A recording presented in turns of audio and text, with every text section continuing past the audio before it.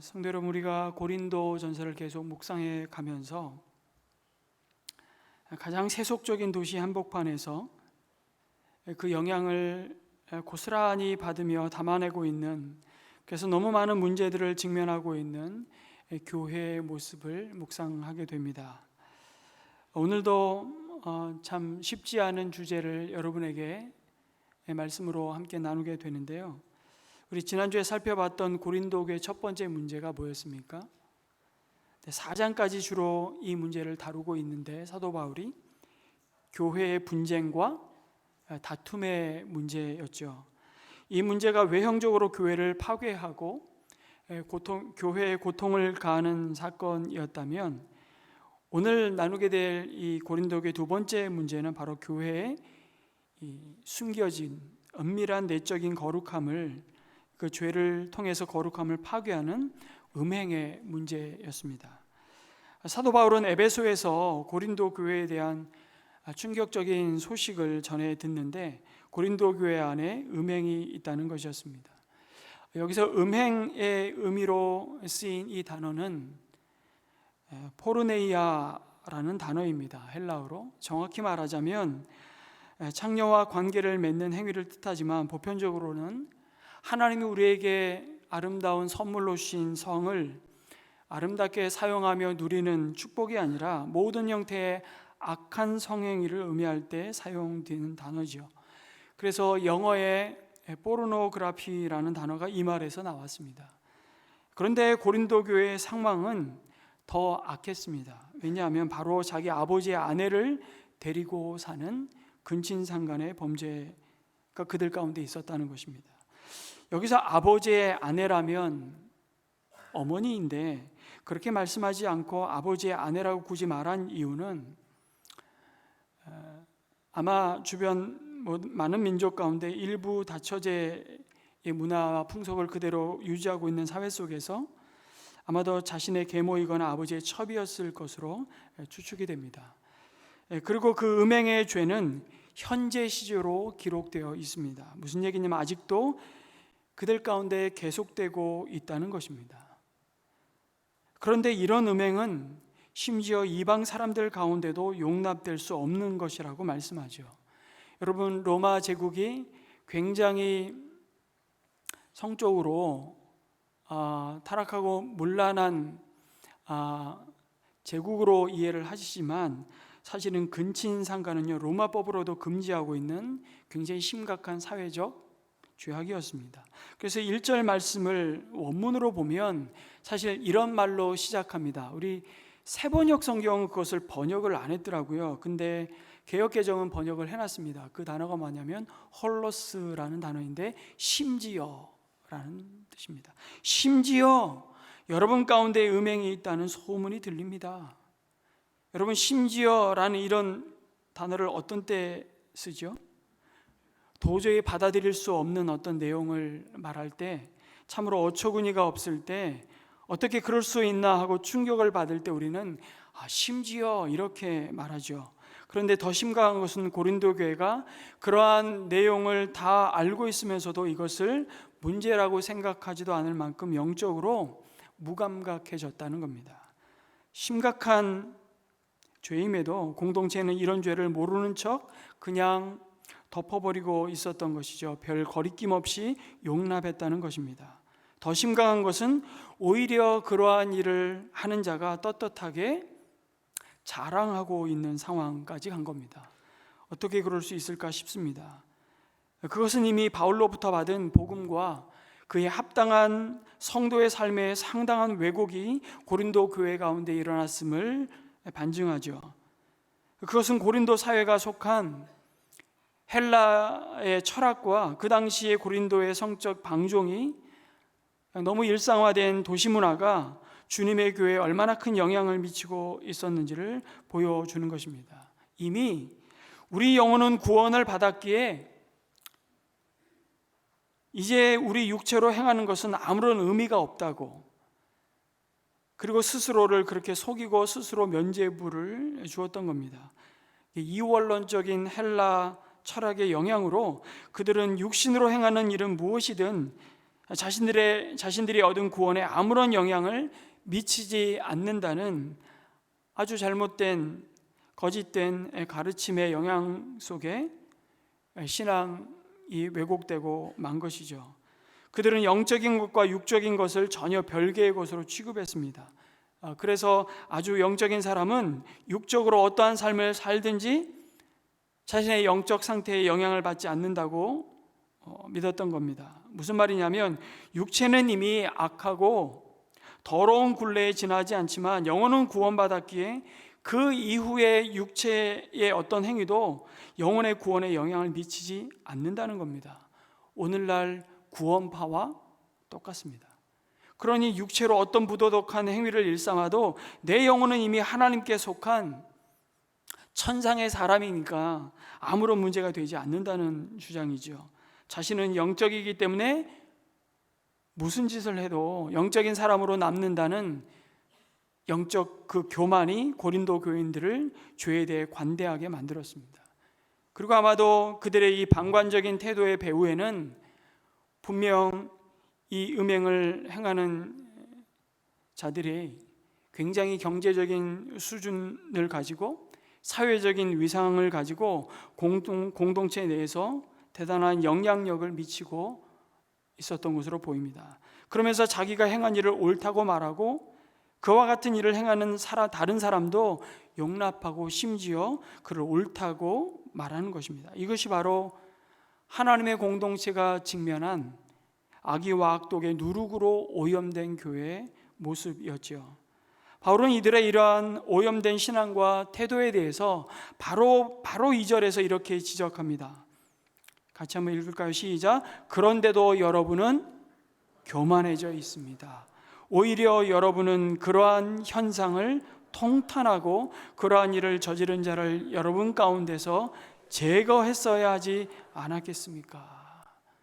아주 통렬히 책망을 하죠.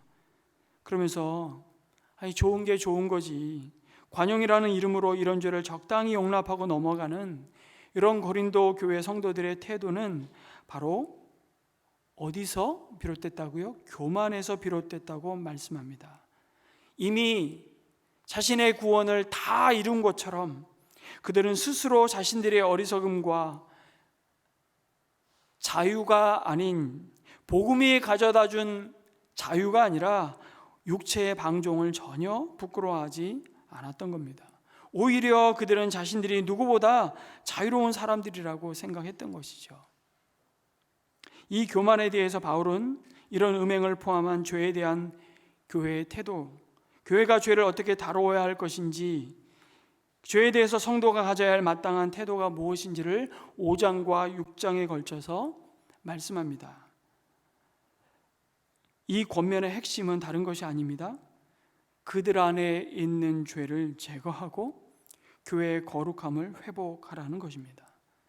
그것을 위해서 교회 공동체가 죄인을 치료하고 권징하죠. 그러므로 참된 회개의 자리로 나아갈 것을 바울은 권면합니다. 그 첫 번째 출발이 죄에 대해서 통탄하는 것입니다. 애통해하는 것이죠. 이것은 죄를 슬퍼하라는 말입니다. 그런데 이 슬퍼한다는 말은요, 본래 죽은 사람을 인해서 애곡하는 것을 의미하는 단어입니다. 교회 공동체 안에 드러난 죄에 대해서 사랑하는 믿음의 지체가 죄 가운데 있을 때 어떻게 하라는 겁니까? 내가 사랑하는 사람이 죽은 것처럼 심히 애통하며 슬퍼하라고 말씀합니다. 육체보다 더 소중한 영원한 그들의 영혼들이 죄 때문에 어두워지고 죽어가고 있는 그 영적인 죽음을 인하여 우리가 애통해야 한다는 것이죠. 그 애통함에 대해서 시편 119편의 시인은 이렇게 노래합니다. 한번 또 같이 읽습니다. 시작. 사람들이 주님의 법을 지키지 않으니 내 눈에서 눈물이 시냇물처럼 흘러내립니다. 울라는 것이죠. 통일한 애통을 가지고 하나님의 소유된 백성임에도 불구하고 음란히 그 하나님께 등을 돌리고 우상을 따라 불순종의 길을 걸어가는 이스라엘 백성을 바라보며 우리가 잘 아는 눈물의 선지자 에레미야는 9장 1절에 자신을 향해서 이렇게 노래하고 있습니다. 어찌하면 내 머리는 물이 되고 내 눈은 눈물 근원이 되고 죽임을 당한 딸, 하나님의 소유된 이스라엘이죠. 죽임을 당한 딸 내 백성을 위하여 주야로 울리로다. 그 백성이 하나님의 마음을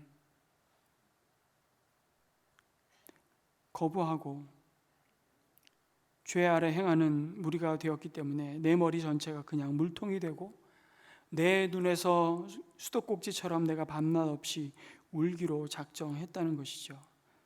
여러분, 이 시대의 교회가 복음의 능력을 잃어버리고 추풍낙엽처럼 떨어지는 것은 교회가 없어서도 아니고요, 무슨 설교가 부족해서도 아니고, 감동적인 예배가 없어서도 아니고요, 신학이 없어서도 더욱 아닙니다.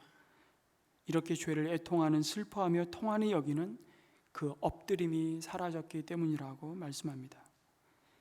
여러분, 그들의 죄를 묻어두거나 아니 그 사람만 그러나 모두 다 그러고 사는데 그 죄를 합리화시키고 변명해 주는 것이 결코 그 사람을 믿음으로 다시 회복해 하는데 전혀 도움이 되지 못한다는, 유익하지 않다는 것을 기억하라고 말씀하죠. 그런 의미에서 참된 진정한 회개는 무엇일까요? 그것은 첫 번째는 자백하는 것입니다. 죄를 죄로 인정하고 하나님이 죄라고 말씀하시는 것을 나 또한 죄라고 동의하고 인정하는 것입니다. 그것이 고백이죠. 그리고 자기 잘못을 인정하는 것은 어떤 의미에서 참으로 고통스럽고 아픈 일입니다. 그 아픔 때문에 그것을 회피하거나 다른 것으로 덮으려고 애를 쓰는데 여러분, 그러면 그럴수록 해결이 안 됩니다. 우리는 내 하고 싶은 대로 가고 싶은 대로 가는 것이 자유함이 아니라 오히려 그것은 내 자유를 잃어버리게 만드는 중독에 빠지는 것이죠. 그러나 그것을 인정하고 네, 그렇습니다, 내가 잘못했습니다, 인정하는 것은 참으로 수치스럽고 아주 고통스럽습니다만, 그래서 그 고통은 공동체 지체의 죄와 자신의 지은 죄로 인해 슬퍼하는 것입니다만, 그 단계를 지나야 비로소 우리는 온전한 회복과 치유의 은혜를 덧입는 회개의 자리에 서게 되는 것이죠. 그런데 교만은 무엇입니까? 그것을 인정하지 않는 마음의 태도입니다. 교만하면 바로 내가 하고 싶은 대로 하고 사는 것이 왜 죄냐고 따지죠. 내가 원하는 대로 하고 사는 것이 당연한 권리이고 자유라고 말합니다. 아닙니다. 그것은 바로 죄의 뿌리입니다. 하나님은 죄라고 말씀하시는데 나는 그것이 왜 죄냐고 따집니다. 심지어 그 책임을 남에게 전가합니다. 내가 잘못한 것이 아니라 저 사람 때문이라고, 나를 둘러싼 이 환경 때문이라고 우리는 항변하죠. 심지어 하나님이 이렇게 되기까지 왜 이 일을 이 지경이 되도록 가만히 있으셨냐고 하나님 탓을 합니다. 이게 교만한 죄의 속성입니다. 그래서 갈라디아서 6장 1절은 사도 바울은 갈라디아 교회를 향해서도 이렇게 말씀하죠. 같이 읽겠습니다. 시작. 형제 자매 여러분, 어떤 사람이 어떤 죄에 빠진 일이 드러나면 성령의 인도하심을 따라 사는 사람인 여러분은 온유한 마음으로 그런 사람을 바로잡아주고 자기 스스로를 살펴서 유혹에 빠지지 않도록 조심하십시오. 그래서 여러분, 공동체가, 주님의 몸된 교회가 드러난 죄에 대해 합당한 권징이 이루어져야 하는 이유가 바로 죄인이 진정한 회개를 통해 회복과 치유의 자리로 나아가게 하기 위함이죠. 그래서 바울은 3절에 이렇게 말씀합니다. 나는 마치 여러분과 함께 있듯이 그러한 일을 저지른 자를 이미 뭐하였다고요? 심판하였다고 말합니다. 여러분, 여기서 심판하였다는 의미는 그것이 명백히 하나님이 기뻐하시지 않는, 싫어하시는 죄임을 판단하였다는 말입니다.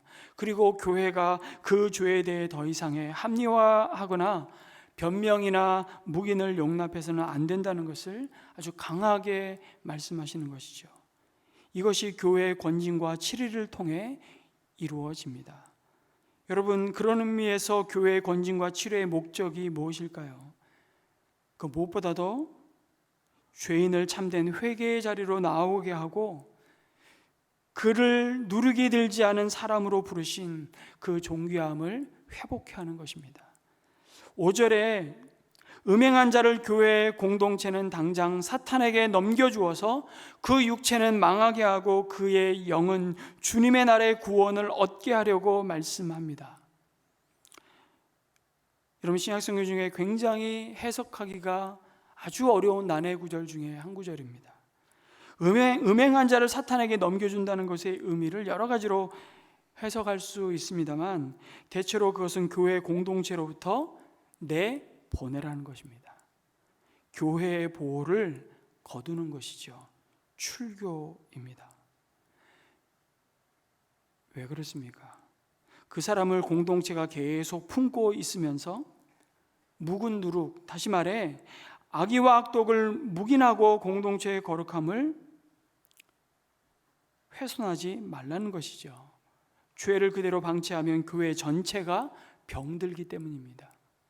그래서 교회가 주님께 받은 사명을 더 이상 감당할 수 없게 되기 때문입니다. 이렇게 되기 전에 그 묵은 누룩을 제거하라고 말씀하시죠. 이것이 징계입니다. 물론 이 과정은 단호하지만 아주 신중한 여러 단계가 필요합니다. 죄를 짓는다고 여러분 무조건 다 출교한다면 여러분 이 예배 자리에 남아있을 성도는 없을 겁니다. 아니, 교회에 들어와서 예수님을 믿을 사람이 한 사람도 없을 겁니다. 교회는 복음을 들어야 할 사기꾼, 도둑놈, 교만한 사람, 창녀, 심지어 동성애자 등이 용납받아야 합니다. 환영받아야 합니다. 오해하지 마십시오. 그 죄를 용납하라는 의미가 아닙니다. 제가 이런 말씀을 드리면 혹 어떤 분이 요 앞에 말했던 요 문장만 딱 편집해가지고 세상에 윤만선 목사가 동성애자를 교회가 용납해야 한다고, 환영받아야 한다고 요것만 딱 편집해서 아마 인터넷에 올릴지도 모릅니다. 실제로 그런 일이 최근에도 있었습니다. 복음과 도시 같이 이사로 섬기는 우리 성결교단의 지금 총회장이 올해 총회장이 됐던 이기영 목사님이 비슷한 맥락의 설교를 했는데 딱 편집해가지고 올린 거예요. 이분이 너무 그렇게 성도와 목사를 이간질하고 교회를 무너뜨리고자 하는 집요한 이단들의 공격과 목회자를 무너뜨리는 복음을 대적하는 회방하는 일들이 지금도 계속 일어나죠. 이분이 본과 도시 이사방에 자기가 본래 했던 설교 영상하고 그 편집된 영상을 딱 같이 올려주면서 이게 얼마만큼 지금 심각한 상황인지를 우리 이사들에게 알려주셨어요. 제가 영상을 보는 순간 기겁을 했습니다. 아, 금방 내가 이단이 될 수 있는 거구나. 여러분, 핵심은 그들이 복음을 듣고 예수의 이름으로 회개하고 변화되어 새로운 삶으로 나아갈 수 있도록 그들을 교회 공동체가 맞아들여야 한다는 데 있습니다. 그러기도 전에 그들의 죄로 말미암아 정죄부터 한다면 그것은 그들로 하여금 교회에 나오지 말라는 얘기입니다.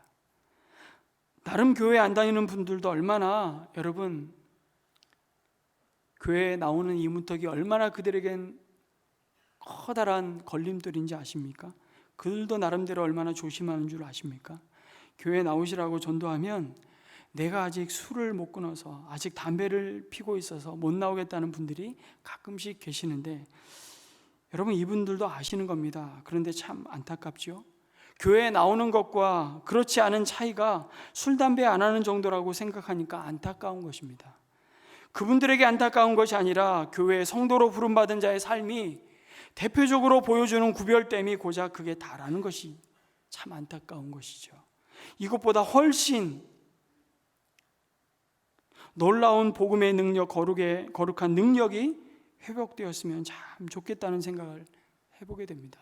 정말 교회에 나가는 사람들을 보니 그들의 사랑과 그들의 희생과 그 섬김은 흉내내기가 쉽지 않더라, 이런 말 좀 들어보았으면 좋겠습니다. 여러분, 그러려니 그리스도인으로 이 세상에 사는 것이 참 힘든 겁니다. 그래서 하나님의 은혜가 우리를 붙들지 않으면 갈 수 없는 좁은 길이죠. 그런데 그보다 더 복되고 영광스럽고 영원한 기쁨과 열매는 없다는 사실을 우리는 기억해야 됩니다. 잠시 받는 고난이 장차 누릴 영광과 좋게 비교할 수 없다고 바울은 고백하고 있는 것이죠. 그래서 우리는 부족하지만 또 실패하지만 또 낙심하지만 그 길을 또 달려가 보는 겁니다. 나 혼자 힘드니까 같이 서로 응원하면서 주님의 도우심을 함께 서로 품앗이 기도하면서 이 믿음의 경주를 달려가 보는 것이죠. 그런 우리들을 보고 도전받고 감동받고 마음이 열려서 이제 자기도 조금 예수님이 누구인지 알고 싶다고 나오는 사람들에게 우리가 죄가 무엇인지를 하나님이 가르친 말씀을 따라 말하지만 그 죄 때문에 당신은 우리와 함께 할 수 없다고 말한다면, 여러분, 지금 고린도 교회에 바울이 심각하게 지금 출교를 명하는 권징의 의미를 아직 잘 모르는 겁니다. 여러분, 징계의 대상은 그런 구도자나 세상의 사람이 아니라 교인들이라는 것을 아셔야 합니다. 그리고 또 죄 가운데 살다가 예수를 믿었지만 아직도 여러분 옛 삶을 청산하지 못한 사람도 출교 대상이 아닙니다. 옛 삶이 한순간에 정리되는 것이 아니기 때문이죠. 교인이라고 한 번의 실수를 저질렀거나 한 번 죄를 지었다고 자동적으로 징계한다면 저를 포함해서 징계를 받지 않을 사람이 하나도 없을 겁니다. 그래서 이 출교하라고 명령하는 징계의 대상인 아마 이 사람은 고린도 교회 핵심 리더였을 겁니다. 이미 오랜 세월 교회 생활하면서 예수 그리스도의 복음을 받아들인 자였음에도 불구하고 심각한 세상도 용납하지 못하는 그 음행의 자리에 있으면서도 그 죄에서 돌아서지 않은 것이죠. 그리고 분명한 것은 그러한 일에 여러 가지 경로로 말씀을 따라 주님의 훈계와 경고를 받았을 겁니다. 그럼에도 그는 그 회개의 촉구에 전혀 반응하지 않았습니다. 아니, 내가 무슨 문제가 있냐? 고린도에 사는 사람들 다 그러고 산다. 왜 나만 문제를 삼냐고 오히려 자신의 죄를 정당화하며 죄를 인정하지 않고 변화하려는 노력도 전혀 없었던 자인 것으로 보입니다. 그 소식이 지금 바울의 교회까지 전달이 된 겁니다. 그 죄의 삶을 그럼에도 계속 고집하는 것이죠. 그럴 때 공동체는 마태복음 18장에 예수님이 말씀하신 대로 조용히 그 죄를 아는 자가 처음에는 혼자 찾아가서 죄를 지적하고 회개를 촉구하라고 말씀하죠. 그래도 죄를 고집하면 다른 사람을 또 다른 증인 한두 명과 함께 가서 다시 죄를 지적하고 주님께 돌아올 것을 촉구하라고 회개를 촉구하는 것입니다. 그래도 듣지 않으면 그때 비로소 공개적으로 교회 공동체에 알리고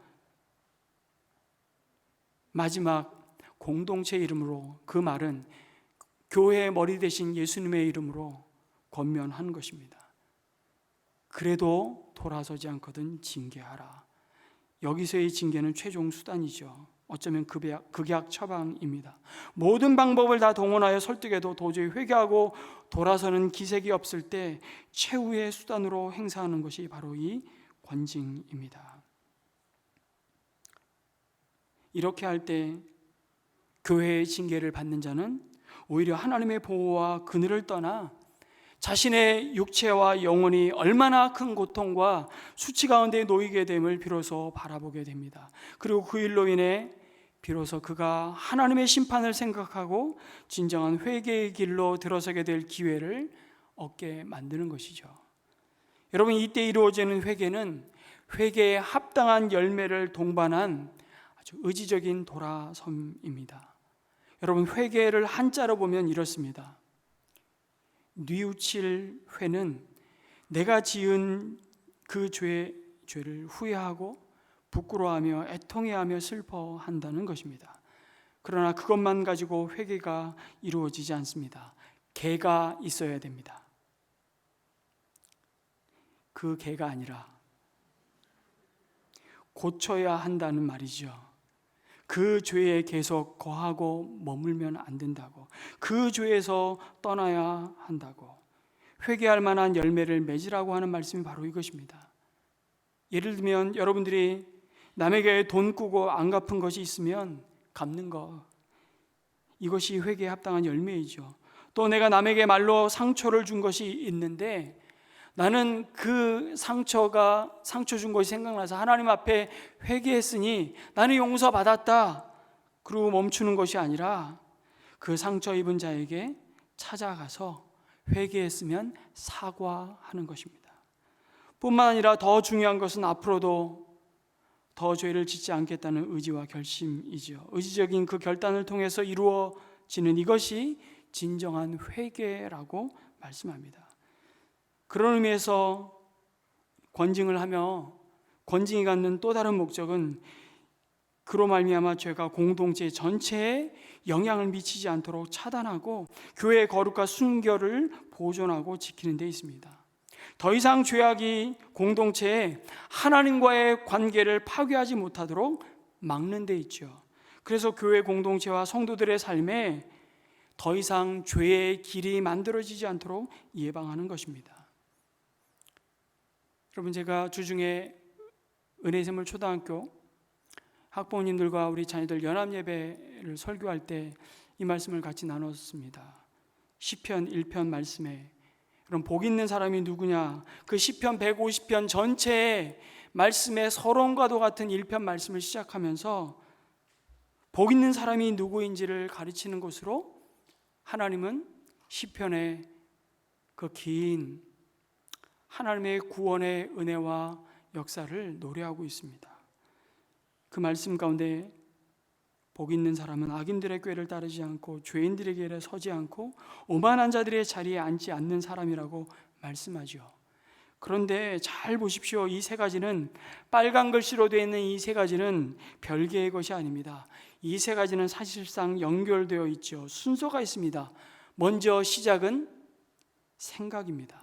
악인들의 꾀를 따르는 것이죠. 언제나 사탄은 생각으로 우리를 유혹하고 그 믿음의 길에서 떨어지기를 끊임없이 시험하죠.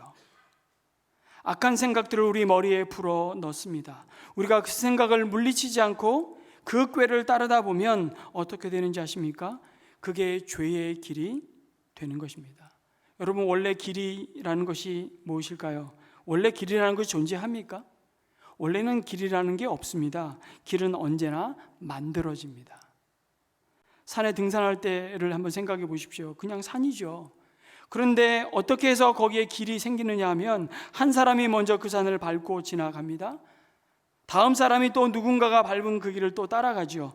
여러 사람이 지나가다 보면 원래는 길이 없었는데 길이 만들어지는 것입니다. 이해가 되시죠?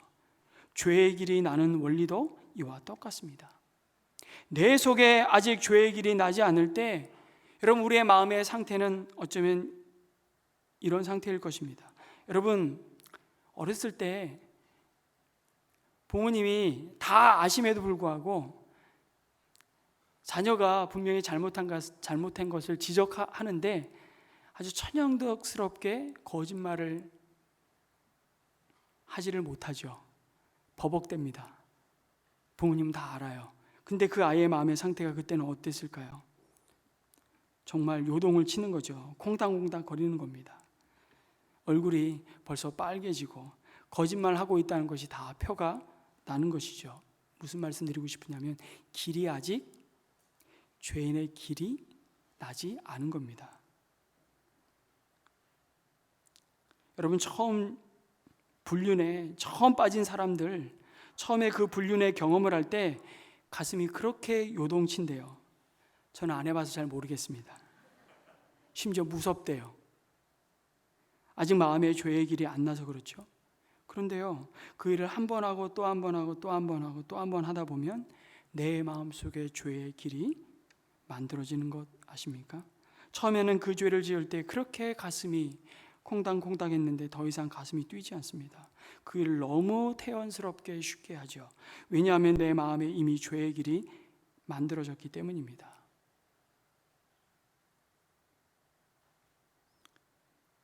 처음 그 일을 했을 때 마음이 하나님이 주신 그 양심의 찔림을 받았는데 지금은 아무 죄책감이 없이 그 일을 하십니까?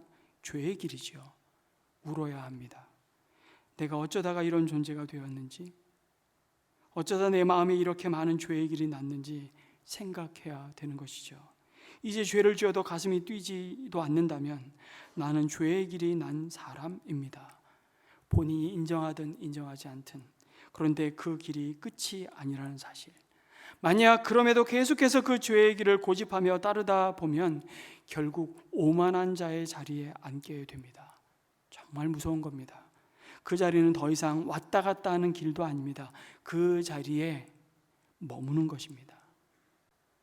완전히 동화되어 버리는 것이죠.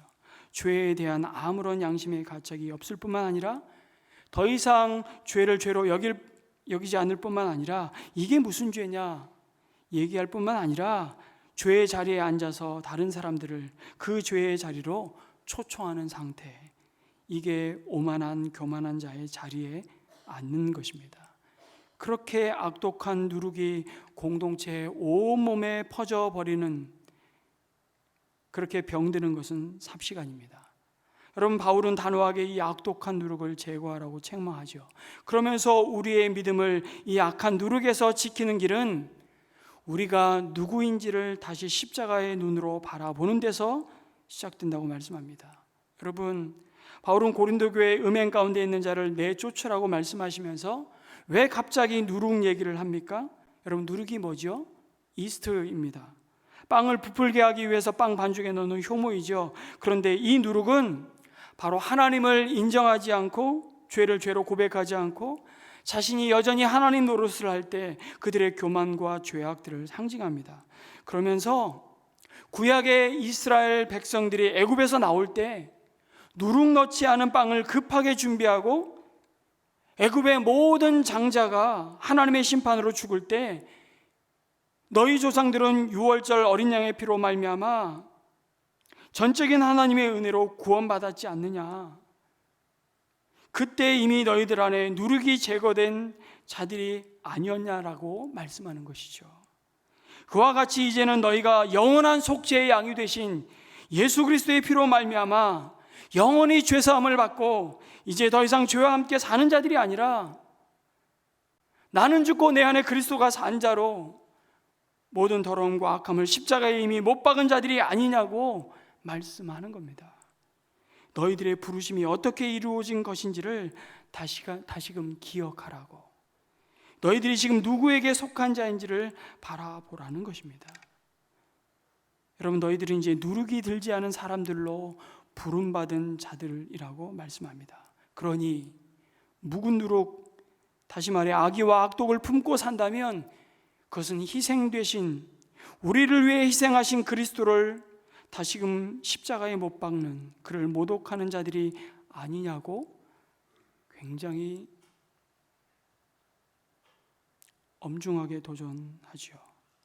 그러한 자를 교회는 판단하고 징계하되 그로 말미암아 주님의 교회가 하나님의 거룩함을 훼손당하는 일이 없도록 하라고 말씀합니다. 여러분, 이미 우리는 누룩이 들지 않은 사람들로 부름받고 구별되었음을 확신하시기를 주님의 이름으로 축복합니다. 그러한 우리의 정체성을 여러분 6장에서는 음행을 피하라 말씀하시면서 우리가 은혜로 받은 신분을 다시 확인시켜 주시는데 이번에 이렇게 말씀하시오. 우리가 성령이 거하시는 성전임을 알지 못하느냐. 여러분, 우리가 죄를 이기는 능력은요, 우리의 각오와 우리의 의지와 그것을 다지는 데에서 오지 않습니다. 그건 100점 100패입니다. 죄를 이기는 능력은 다시금 십자가를 바라보고 붙드는 것입니다. 내가 이제 내 것이 아니고 하나님의 소유된 자임을 이 약속의 말씀 가운데 다시금 확인하고 붙드는 것입니다. 그럴 때 권징을 통해서 주님의 교회는 하나님으로부터 받은 사명을 온전히 감당하도록 세움을 받는 것이죠. 이게 권징의 또 하나의 목적입니다. 바울의 권면을 듣고 고린도교회 성도들 가운데 아마 오해를 가진 사람들이 생겼던 것으로 보입니다. 어떤 오해냐면 음행하는 사람들과 사귀지 말라고 하면 아니 이런 고린도 도시에서 우리는 더 이상 살 수 없다고, 교회 공동체가 이 세상 밖으로 떠나야 하는 것 아니냐는 오해이죠. 그래서 바울은 아까도 말씀드렸듯이 권징의 대상이 누구인지를 명확히 말씀합니다. 바울이 그 악한 사람을 여러분 가운데서 내쫓으라고 한 대상은 믿지 않는 사람들을, 구도자를 얘기하는 것이 아닙니다. 믿는 사람들을 얘기하는 것이죠. 바울이 말하는 것은 믿는다고 말하면서 죄를 범하고 회개하지 않을 뿐만 아니라 그것을 자랑하기까지 하며 주님의 몸된 교회의 악독한 누룩과 같은 악한 영향력을 행사하는 자를 내쫓으라는 겁니다. 여러분, 이렇게 비유할 수 있을 겁니다. 어떤 신학자가 교회는 배와 같다고 비유했습니다. 여러분, 그러면 배는 어디에 있어야 합니까? 배가 산에 있습니까? 바다에 있습니까? 바다에 있어야 합니다. 그러나 물이 무섭다고, 밀려오는 파도가 두렵다고 배가 바다를 떠나면 그것은 배가 아니죠. 배는 바다에 있어야 합니다. 그러나 바닷물이 배 안으로 스며들기 시작하면 그때는 어떻게 해야 합니까? 그렇게 되면 그 물을 퍼내든지 아니면 배를 육지에 다시 끌어올려서 수리를 하고 분리시켜야 하는 것이죠. 이처럼 교회는 세상 한복판에 있어야 합니다. 너희는 세상의 빛이라, 그 빛을 등경 아래 둘 수 없다고 말씀하는 것이죠. 등경 위에 두어 어두운 세상을 밝히는 존재로 우리를 부르셨다는 겁니다. 교회가 세상을 등지면 안 됩니다. 고난 가운데 이 풍진 세상 빨리 등지고 천국 가는 것이 여러분 우리 믿음의 목적이 아닙니다. 교회는 이 죄 많은 세상의 한복판에 당당히 서서 두 발을 딛고 여러분 복음의 경주를 달려가야 할 사람들이죠. 그러나 교회라는 배 안에 세상의 죄가 넘쳐 들어오면 어떻게 해야 할까요? 이렇게 되면 그 배는 더 이상 항해를 할 수가 없습니다. 이런 겁니다. 소금이 그 맛을 잃으면 밖에 버리워져 사람들에게 밟힐 뿐인 것과 같은 것이죠. 그래서 우리의 거룩한 사명, 영혼을 구원하고 제자를 삼으라고 하신 사명 수행을 할 수가 없는 겁니다. 그래서 죄를 범하고 회개하지 않는 사람들을 분리시키는 그 치료와 권징은 여러분 교회에 주신 또 하나의 중요한 사명입니다. 그래서 사도 바울은 11절에 아주 단호하게 권면하죠. 그러나 이제 내가 여러분에게 사귀지 말라고 쓰는 것은 신도라 하는 어떤 사람이 음행하는 사람이거나 탐욕을 부리는 사람이거나 우상을 숭배하는 사람이거나 사람을 중상하는 사람이거나 술 취하는 사람이거나 약탈하는 사람이면 그런 사람과는 함께 먹지도 말라는 말이라고. 그렇지 않다면 주님의 몸된 교회가 오히려 하나님의 징계를 우습게 여기고 죄를 깊이 애통해하며 참된 회개의 기회를 잃게 만들 수도 있기 때문이라고 말씀하는 겁니다. 그러면서 오히려 언젠가 이 사람이 주님께 돌아올 수 있는 그 회복의 기회마저도 막아서는 결과까지 초래할 수 있는 것이죠. 여러분, 세상 사람들이 볼 때, 교회를 바라볼 때 아니 저들도 우리와 다를 게 하나도 없네, 11절에 말씀하고 있듯이 믿는다고 하면서 여전히 계속해서 음행의 죄에 머물러 있고 수단과 방법을 가리지 않고 세상 사람보다 더 탐욕스럽게 돈 벌려는 사람, 술 먹고 방탕한 삶을 사는 사람들, 우상 숭배와 미신 숭배에 쩌들어 사로잡혀 있고 권력과 폭력을 써서 여러분 남의 것을 탈취하는 사람들, 이러한 사람들을 권징하지 않고 방치하면 교회밖에 믿지 않는 사람들의 눈에는 이런 삶이 정상적인 그리스도인의 삶인 것처럼 간주하게 될 것입니다. 그래서 바울은 이런 자들과 사귀지도 말고 먹지도 말라고, 그리스도인의 교제 안에서 이런 사람들을 분리시켜 성도의 교제가 거룩한 교제가 되도록 보호하라고 말씀하죠. 왜요? 그 일로 복음의 영광이 가리고 영혼 구원하여 제자 삼으라는 교회의 가장 본질적인 사명을 잃어버릴 수 있기 때문입니다. 요한계시록의 말씀에 의하면 촛대를 옮기시겠다 말씀하시는 겁니다. 바울이 이런 권면을 고린도 교회에 했을 때 참 감사하게도 교인들이 잘 순종했던 것으로 보입니다. 고린도후서 2장 5절, 고린도 교회에 보낸 사실은 세 번째 편지인데요, 고린도후서 2장 5절 이후에 보면 그 사실 이렇게 말합니다.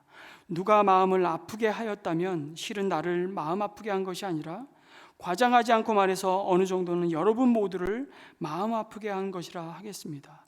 여러분 대다수는 그러한 사람에게 이미 충분한 벌을 내렸습니다. 그러니 여러분은 도리어 그를 용서해 주고 위로해 주어야 합니다.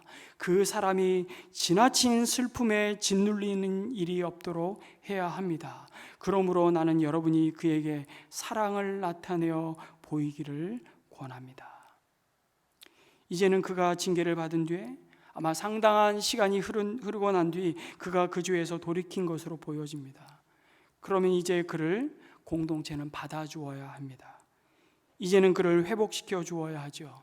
회개에 합당한 열매를 확인했기 때문입니다. 그때 공동체는 그를 받아주고 그를 다시 그리스도의 사랑으로 수용해야 한다고 말씀합니다. 왜요? 징계는 그를 파멸시키는 것이 목적이 아니라 그가 죄를 깨닫고 죄에 대한 경각심을 갖고 돌아올 수 있도록 하기 위한 목적이기 때문입니다.